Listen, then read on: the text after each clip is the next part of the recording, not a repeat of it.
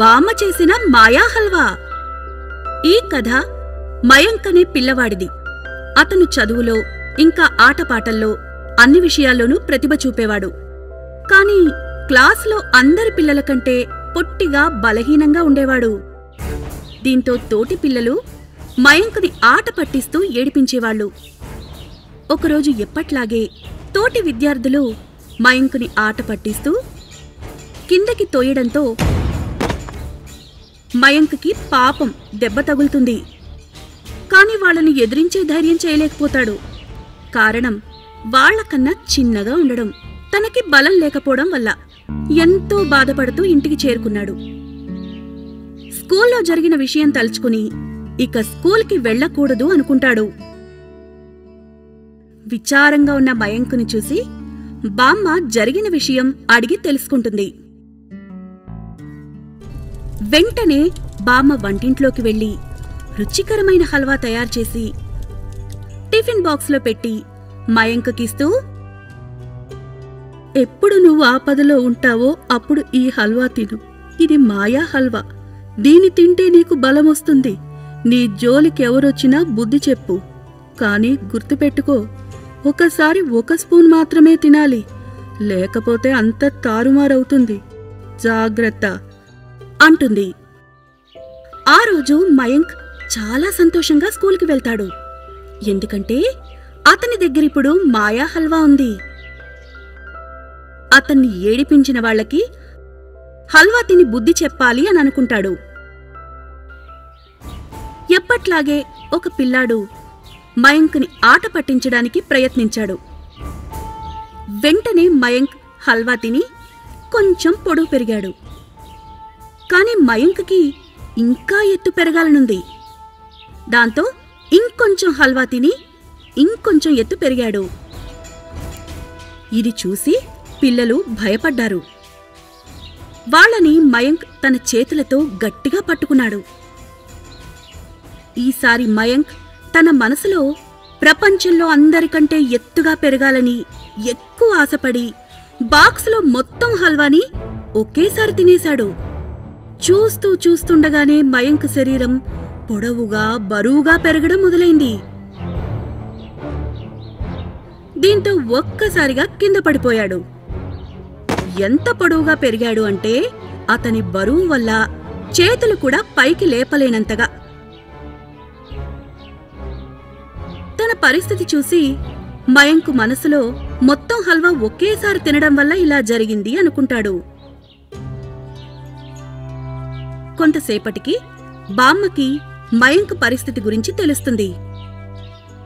వెంటనే బామ్మ మయాంక్ దగ్గరికి వెళ్లి, నేను నీకు ముందే చెప్పాను ఒకేసారి హల్వా మొత్తం తినకూడదని. కాని నువ్వు వినలేదు. అత్యాశతో మొత్తం ఒకేసారి తినేశావు.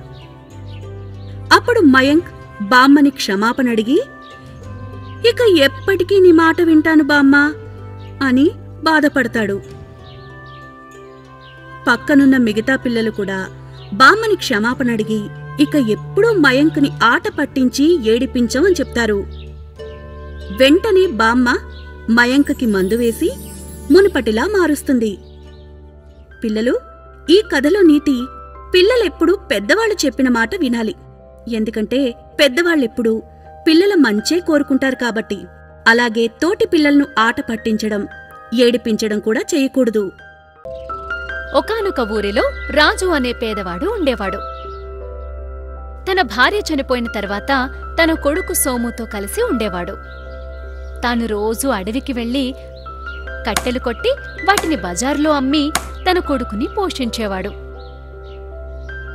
రోజులాగే రాజు అడవికి వెళ్లడానికి బయల్దేరదాము అనుకునే లోపులో తనకి కళ్ళు తిరిగినట్టుగా అనిపించి కింద పడిపోతాడు. వెంటనే సోము చూసి మంచం మీద పడుకోబెడతాడు. పాపం రాజుకి పక్షవాతం వచ్చిందని తెలుస్తుంది. ఇక మంచం మీద నుండి కూడా లేవలేని పరిస్థితి. కొడుకు సోము చాలా డాక్టర్లకి చూపిస్తాడు. ఎన్నో మందులు వాడినా ఫలితం లేకపోతుంది. ఇదంతా చూస్తూ సోము చాలా బాధపడేవాడు. చివరిగా సోము ఒక ఋషి దగ్గరికి వెళ్లి ఇలా అంటాడు, స్వామి, దయచేసి నాకు కొంచెం సహాయం చెయ్యండి. ఏమైంది బాబు? ఎందుకింత విచారంగా ఉన్నావు? స్వామి, నాకు అమ్మ లేదు. ఉన్న నాన్న కూడా మంచాన పడ్డాడు. ఎన్ని మందులు వాడినా ఫలితం లేదు. ఒకవేళ మా నాన్నకేదైనా జరిగితే నేను అనాథనైపోతాను స్వామి అంటూ పాపం సోము ఏడవడం మొదలుపెట్టాడు. నాయనా, ఏడవకు. మీ నాన్నకి జబ్బు నయం అవ్వాలంటే పశ్చిమ దిశగా ఒక అడవి ఉంది. అక్కడికి వెళ్ళి ఒక వేరుని తీసుకోరా. అప్పుడు మీ నాన్న జబ్బు నయమవుతుంది. అవునా? నిజమా స్వామి? అవును నాయనా. కాని ఆ మాయావేరుని తీసుకురావడం అంత సులభం కాదు. ఆ అడవిలో భయంకరమైన రాక్షసుడుంటాడు. నిన్ను కొన్ని ప్రశ్నలు అడుగుతాడు. నువ్వు వాటికి సరియైన సమాధానాలిస్తే తాను నీకు ఆ వేరునిస్తాడు అని సాధువు చెప్తాడు. ఇక ఏమాత్రం ఆలోచించకుండా సోము పశ్చిమ దిశగా ఉన్న అడవికి బయలుదేరాడు. ఆ అడవి చాలా నిర్మానుష్యంగా, చాలా భయంకరంగా ఉంది. అలా వెళ్తూ వెళ్తూ ఉండగానే ఒక రాక్షసుడు సోముకి ఎదురుపడతాడు. సోము ఆ రాక్షసుడి దగ్గరికి వెళ్లి ఇలా అడుగుతాడు. రాక్షసుడు గారు, మీ దగ్గర మాయావేరుందా? అది నాకు ఇవ్వగలరా? మా నాన్నకి ఆరోగ్యం బాలేదు. అప్పుడు రాక్షసుడు మొదటి ప్రశ్నని అడుగుతాడు. భళా బాలకా, భళా, నువ్వు ఒక్కడివే వచ్చి నా దగ్గర ఇలా ధైర్యంగా నిలబడ్డావు. నీ ధైర్యానికి మేము సంతోషిస్తున్నావు. కానీ మేము అడిగే ఆ 3 ప్రశ్నలకి నువ్వు సమాధానాలు చెప్పగలిగితే నీకు ఆ మాయావేరుని ఇస్తాం. చెప్పు, అడగమంటావా? నేను సిద్ధంగా ఉన్నాను. మా నాన్న కోసం నేను ఏదైనా చేస్తాను. అడగండి మీ ప్రశ్నల్ని. చీమకు 2 చీమల ముందు ఒక చీమ, చీమకు 2 చీమల వెనకాల ఒక చీమ. చెప్పు, మొత్తం ఎన్ని చీమలు? సోము కాస్త ఆలోచించి సమాధానం చెప్తాడు. 3 చీమలు. భళా, సరైన సమాధానం చెప్పావు. ఇప్పుడు మరో ప్రశ్న. రెండో ప్రశ్న కాచుకో. నేను నా శరీరంలో ఒక 20 భాగాలు కోసుకున్నాను, కానీ ఒక్క చుక్క కూడా రక్తం కారలేదు. ఏంటది ఉంటుంది? ఈ ప్రశ్నకి కూడా సోము కాస్త ఆలోచించి సమాధానం చెప్తాడు.